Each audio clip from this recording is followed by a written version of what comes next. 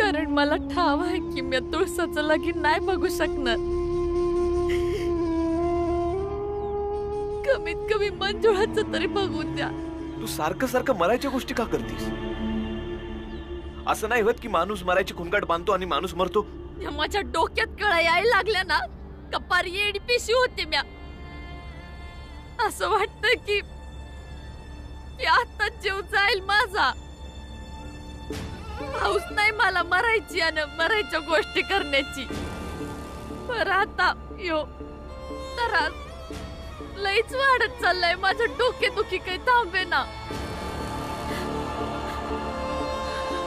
नाहीतर म्या तुम्हासनी, माझ्या लेकरासनी, या घराला उगा सोडून जाईन का म्या? भीमाबाई, काही नाही होणार. समजा ठीक होईल बघ.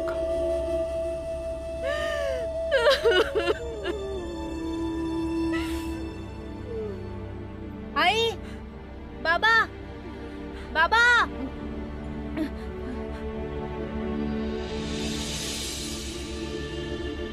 काय झालं? भीमी चिठ्ठी ठेवून कुठेतरी निघून गेलाय. निघून गेला म्हणजे? अरे कुठं निघून गेला? माहित नाही आई. काय काय झालं? अहो या आनंद बघा काय म्हणतोय. भीमा चिठ्ठी देऊन गेला. आता यायला पाहिजे होतं ना त्यो. अहो तुम्ही वाचा की बघा काय लिहिलंय. हा भाई, आईनं म्हणलं होतं की समद्या कुटुंबानं मंजुळा ताईच्या लग्नाला विरोध केला तरी बी हे लगीन होणारच.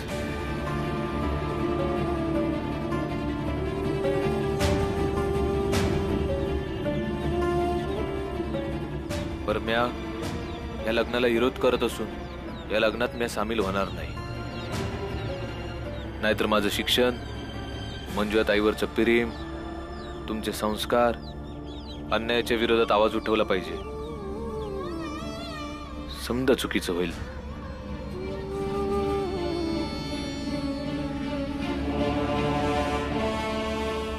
हे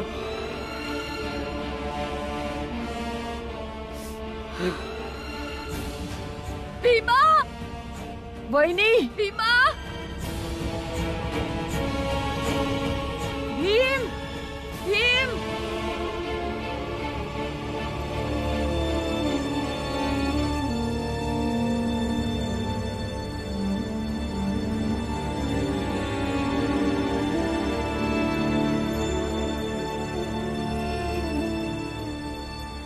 ताईवर प्रेम आहे म्हण, दाखवायलाच नुसतं आणि त्याच ताईला सोडून गेला.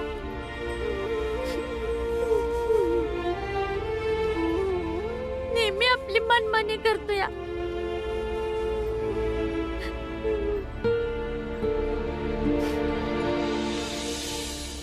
मुलीच्या आईबासोबत बोलणं झालंय माझं. ते लोक लग्नाला तयार आहे. ती चला चांगली गोष्ट आहे की लगीनसाठी तयार आहे. आता लगीन वगैरे तर सगळं ठीक आहे, पण घेण्या देण्याबद्दल बोलला आहेस ना व? नंतर मला ही भानगड नको आहे. त्यात काय बी कमी होणार नाही जे ठरलंय. अगं ये, म्या बोलतोय ना व. घरातला मोठा म्या आहे की तू? पाहिलंच ना व, आता एकच मुलगा राहिला आहे. आता मोठ्या मुलाच्या लग्नामध्ये जे आम्ही करू शकलो नाही ते सगळं धाकट्या मुलाच्या लग्नात करायचं आहे म्हणती. तुम्ही एकदा मंजुरी दिलीत ना, घेण्या देण्याचं काय. काही गोष्टी तिकडं आणि काही गोष्टी इकडं. दोन्ही कुटुंब तर एकच आहेत ना. नाही नाही नाही नाही, दोन सामान तिथून दोन सामान इथून नाही. सगळं मोजून माझ्या डोळ्यासमोर दिसलं पाहिजे बघ. नाहीतर म्या वरात मंडपातून परत घेऊन जाईन.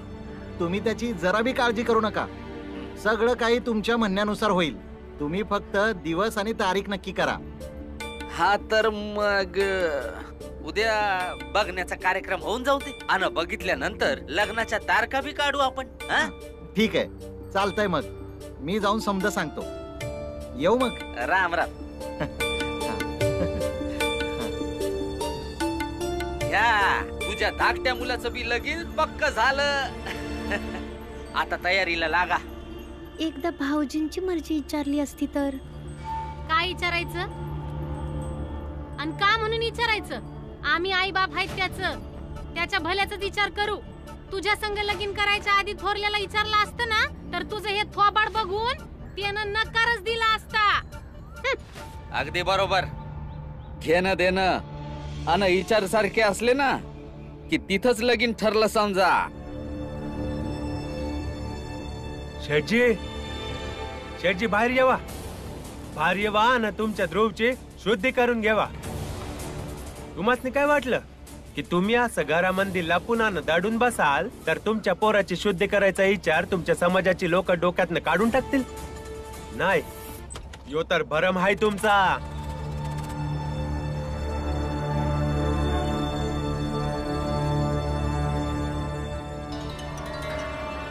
हे बघ पुरंजन, मला चांगलंच ठाऊक आहे की तू माझा हितचिंतक नाही आहेस, पण मला तुझा डाव लक्षात आलाय. तू मला आणि माझ्या मुलाला तुमच्या जातीत सामावून घेऊ इच्छित आहेस, पण तू माझं काही एक वाकडं करू शकणार नाहीस. पण मी मात्र माझ्या मुलाचं शुद्धीकरण संपूर्ण गावासमक्ष करीन, आणि जर का नाही ऐकले तर बळजबरी न करेन, पण मी तुझी इच्छा पुरी होऊ देणार नाही. नाही नाही शेठजी, बिलकुल नाही. कुणी बी काय सिद्ध करून दावा अशी माझी इच्छाच नाही. मला फक्त तुमच्या आताच्या परिस्थितीचा दाखला म्हणून तुमच्या मोर मांडायचा आहे की समाजानं वाईट टाकायची भीती बी किती भयानक असते. जरा विचार करा की या समाजानं एवढी वर्ष किती लोकांनी वाईट टाकलं आहे, आणि जरा हे बी विचार करा तुम्हासनी तुमच्या पोराची शुद्धी का करायची आहे. कारण तुम्हासनी भीती वाटते. तुम्हासनी या गोष्टीची भीती आहे की कुठेतरी तुमच्या समाजाची लोक तुमच्या ध्रुवला तुमच्या समाजातनं बेदखल करते. तुमचा या समजाचा विचार करणं आपल्या पोरापायी एकदम बरोबर आहे. मग तुम्हासनी हे का नाही कळत की रामजीचा बी केलेला विचार आपल्या पोरापायी एकदम बरोबर आहे. हे बघ पुरंजन, मी काय करावं आणि काय करू नये मला शिकवू नकोस तू. आणि राहिला प्रश्न मला आणि माझ्या मुलाला समाजातून वाईट टाकण्याचा, अरे तूच काय, तुझ्यासारखे 56 जरी आले ना तरी माझं काही एक वाकडं करू शकणार नाही. तुम्ही दोघांनी भीमाला कुठे बघितलं? काय काय झालं तरी काय ठाव नाही. एकाएकी शाळेतनं कुठेतरी निघून गेलाय. मला वाटलं की ध्रुव जवळ असेल, नाही तर ध्रुवला काहीतरी ठाव असेल.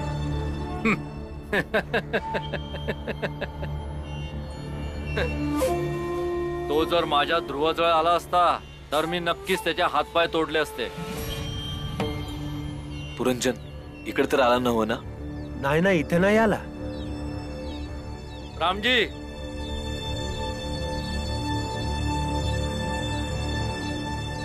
इकडे. अरे ये ना, इथपर्यंत तरी येऊ शकतोस ना? हा?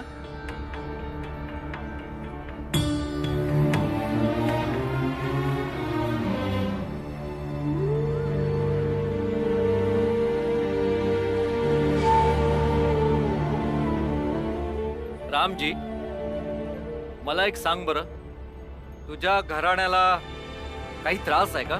हा? आधी मोठा मुलगा बाळा पळून गेला, मग लहान मुलगा भीम पळून गेला.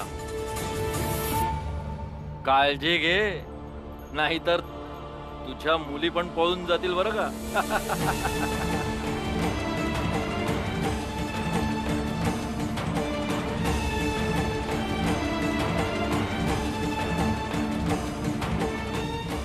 कसा आहे रामजी, आमच्या गावात एक म्हण आहे की ज्या घराण्याचे वजन हलके असते ना, अरे त्याची मुलं हुरकन उडून जातात.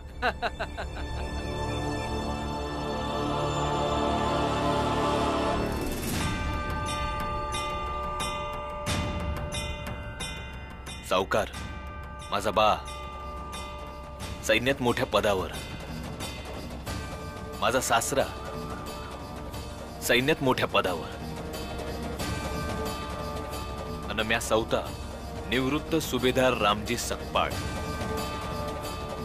आणि माझा पोरगा भीम ज्याची कुवत या गावानं कितीतरी वेळा बघितली आहे. तर ही झाली माझ्या घराण्याची गोष्ट. आता तुम्ही तुमच्या घराण्याचा विचार करा आणि तुम्हीच ठरवा की तुमचं घराणं किती हलकं आहे.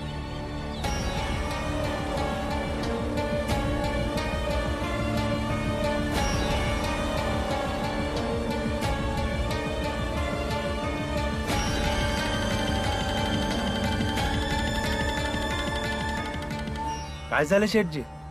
कसलं माप घेताय का की तुमचं घरानं रामजीच्या घराण्यापेक्षा किती हलका आहे ते?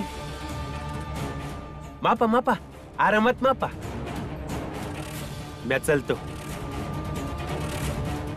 स्वतःची काळजी घ्या.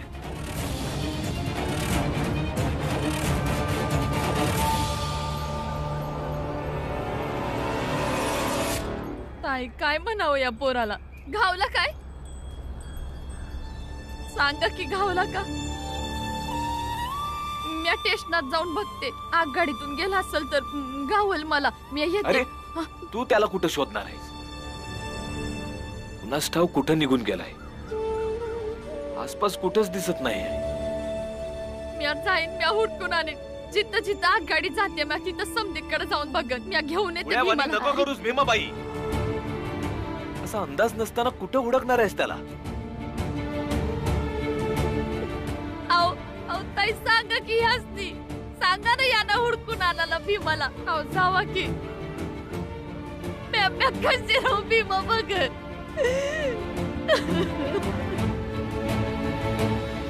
भीमाबाई मी बघतो काय करायचं ते. आपला भीम जिथं बी कुठं गेला असेल ना तिथून त्याला आपण हुडकून आणू. कसं आणणार आहे? तू मस्त सांगून गेलाय का त्यो? ताई मी नाही राहू शकत भीमा बिगर. भीमाबाई जरा धीर धर. मला जरा विचार करू दे. अहो काय बोलताय तुम्ही? आई हाय मी त्याची. माझं लेकरू कुठेतरी निघून गेलं आणि तुम्ही म्हणता धीर धर. अगं आई होतीस तर मग रागवायची गरज काय होती?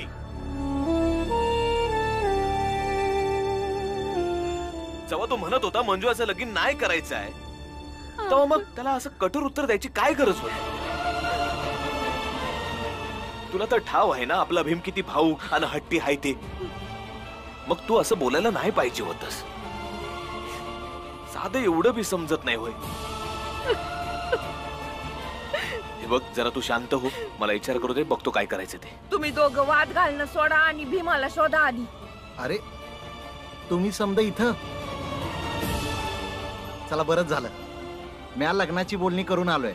समद काही ठरलं या. उद्या शगुनसाठी तयार झालेत ते लोक.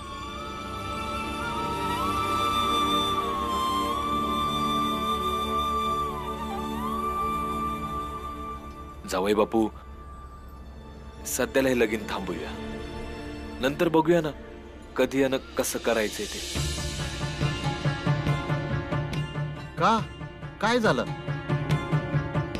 माहित नाही भीम घर सोडून कुठं गेलाय. गावापासून शोधतोया पण काय घावनच झालंय. तेव्हा आता लग्नाचा विषय नगच. जेव्हा भीम गावल तेव्हा लग्नाचं बोलूया. नाही शगुनाचा कार्यक्रम उद्याच होणार. इथं आपला पोरगा गावना चाललाय आणि तुला शगुनचं पडलंय. मंजुळा बी आपलीच लेख आहे. मंजुळा बी आपलीच लेख आहे. आणि भीमाला काय वाटलं ते असं घर सोडून गेल्यावर मी काय माघार घेईन? नाही घेणार मी माघार. भीमा तू हर वक्ताला तुझा हट्ट पुरवाय असं काहीतरी करतोस आणि नेहमी जिंकत असतोस. पण या वक्ताला तू हारशील बघच तू. जर तू हट्टी आहेस ना तर मी तुझी आई हाय. मी अभि हट्टी आहे. जावई बापू तुम्ही तालुक्याला जावा आणि शगुनाचं सामान घेऊन यावा. मी जाऊन भीमाला हुडकून आणते. असं कसं आपल्या आईला सोडून जाईल? अगं वहिनी. भीमाबाई अगं ऐक तरी.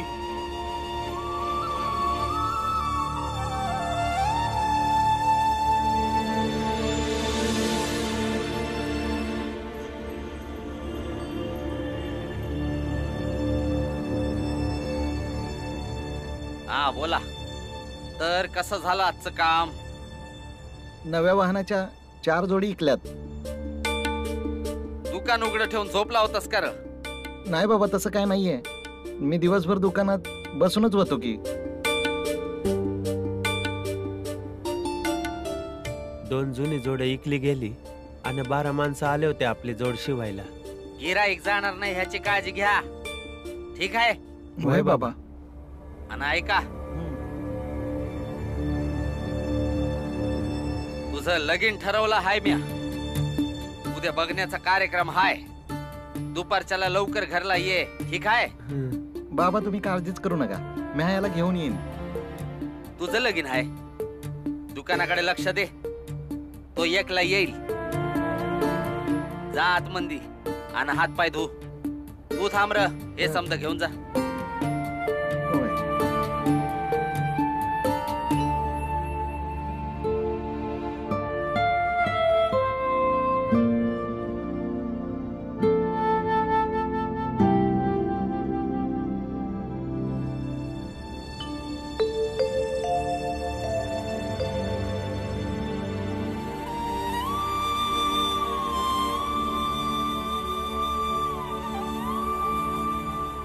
एवढा तरी विश्वास ठेवू शकतो की भीम जिथं कुठं बी असल तिथं सुखरूप असल. त्याला एवढी समज आहे की तो स्वतःची काळजी घेऊ शकतो.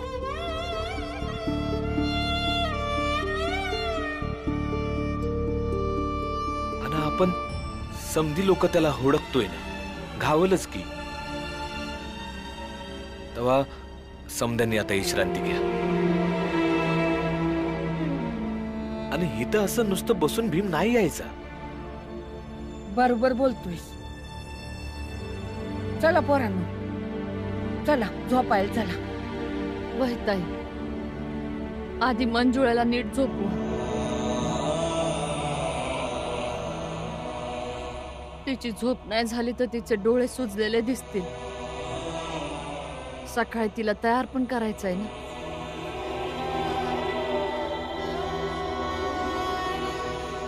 चला.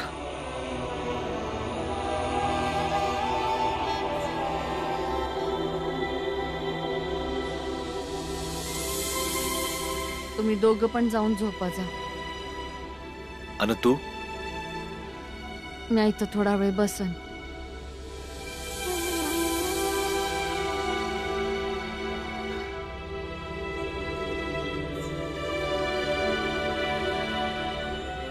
चला जाऊया बापू.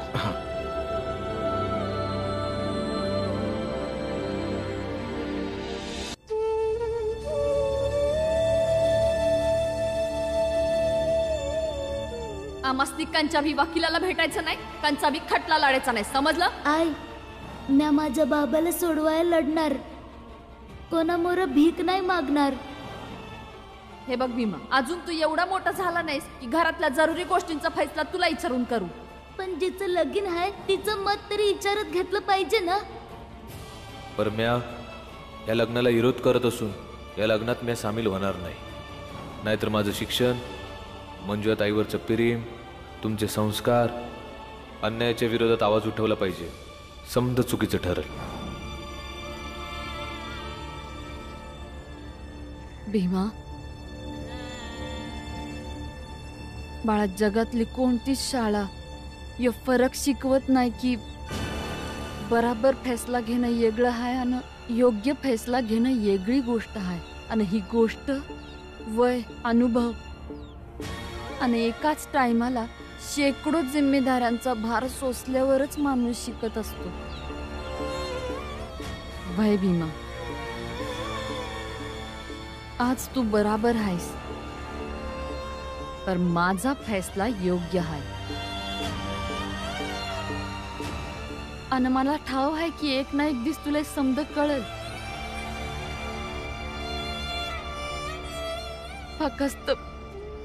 फक्त म्या जिथे असताना कळलं तर मंजुळाच्या लग्नाच्या फैसल्यासाठी आईला माफ करू शकशील. आणि जर म्या मेल्यावर आणि जर मी मेल्यानंतर तुला समजलं तर तुला लय त्रास होईल ना. माझी तशी बिलकुल इच्छा नाही.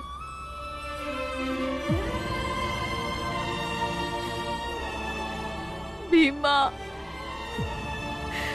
परत ये ना रे.